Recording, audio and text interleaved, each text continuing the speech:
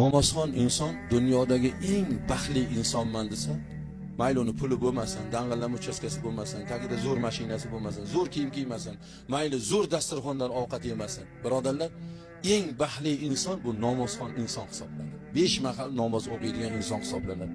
Nimagaligini aytib beraman. Nima uchun bu baxtli? Erta bilan turadi. Nimaga turadi? Soat 5 ta turadi. Nimaga turadi? Oshgami, ehsongami, Xudoga? Yo'q birodarlar. Bomdodga turadi. Bomdodga turadi. Namozga, Robbisiga itoat, ibodat qilish uchun turadi. Turdi, alhamdulillah. Xudoga shukr, turg'izganingga shukr deydi. Yuradi, hojatxonaga boradi, hojatini qiladi.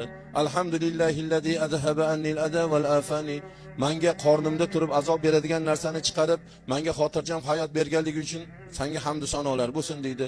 O'tirib Bismillahirrohmanirrohim bilan qo'lni boshlab mana bu chig'anog'i bilan